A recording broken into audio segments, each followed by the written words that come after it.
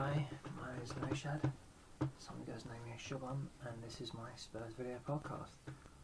Just watching match of the day too, and seeing Lee Dixon giving us a pretty fair assessment about what he thought of us. And being that he's an ex-Gooner, I think he was pretty fair. First half we were great, second half not so. The time at Spurs Fulham, for those of you just in case you're not too sure. Second half, yeah, we really did struggle. I have a theory, and he has a very good theory. You know, we play a very high line, we want too much space in midfield. This is my theory, and again, this only applies if A, we're under siege, and more importantly, B, Steven Seagal is not on board as the cook. My idea would be this: second, so we're in the lead, we get 65 minutes. And you know, where the team talk their manager's given is obviously working. We're being put under pressure. I would say at the between 60 and 65 minutes, bring on Sandro or another midfielder, and essentially go to what I call a Christmas tree formation, 4-3-2-1. Take off the least effective attacker. I'm guessing that'll either be Rafa or Lennon, and essentially play a Christmas tree. You know, that'll be Sandro, Parker, Luka in the middle, to Lennon or Bale or Rafa, and Bale up front at the top of the tree. And then that makes it very compact.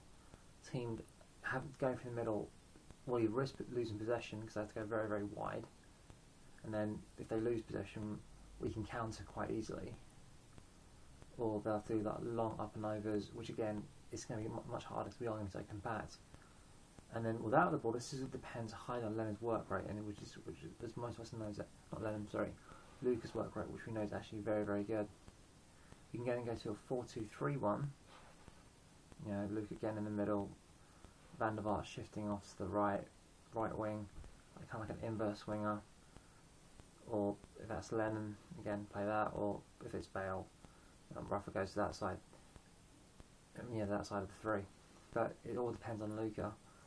And if we could, even go to a 4-2-4. You know, so essentially we'll go from 4-3-2-1 to 4-2-3-1 to 4-2-4.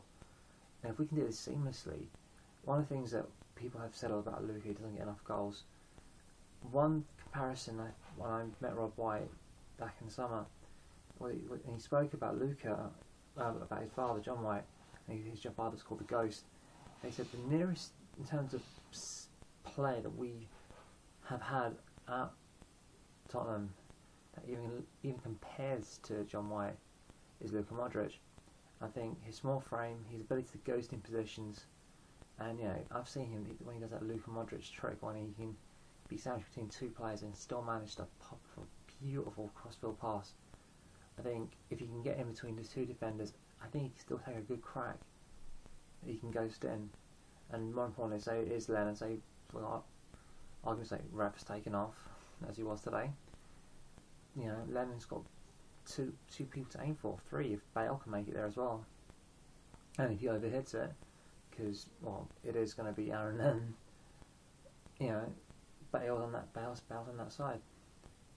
And as soon as we lose the ball, or say we can see possession, we immediately compact to 4-2-3-1 back to 4-3-2-1. And it's that ability to transition between that, our skill at doing that, especially when we have the lead.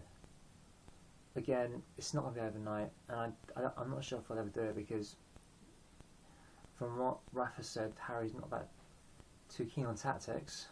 Not the way like Jose Mourinho is doing, draws, he plays mercilessly on tactics.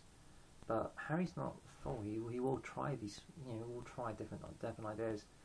We've seen how Lennon's been able to show. He can not only to cross effectively as much with his left foot, but he can take a shot, confidence, definitely more than Bale can on the right. On the other side when we play him as the inverse winger. So I think it's something we can try and do. It's something that I wouldn't mind trying to see us do it in the Europa League. Maybe it might be a bit too late, But it's something I'd definitely like to see us do, and definitely just see if we can try it.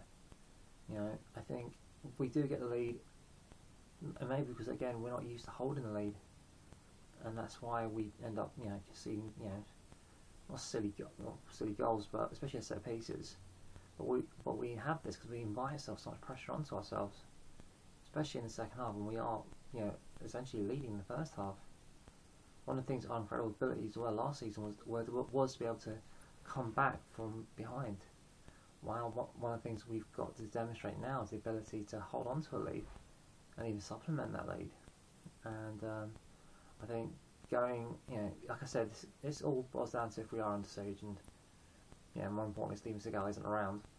You know, to go to a 4-3-2-1, to then go to 4-2-3-1, then go to a 4-2-4, and then back, and to be able to do that seamlessly is something I think if we can draw that in training, definitely why not go for it. And the thing is, a lot of it does depend on us, Adebayor leading the line, but I think that would even work if Defoe was there. Obviously Defoe hasn't got the movement of, say, Hernandez.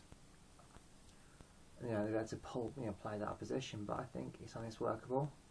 And obviously it does depend on us getting a different striker in January. I was hoping that will be Damiel, but I don't think that'll happen. But, you know, you never know. And something I think is workable. Again, these are just my thoughts.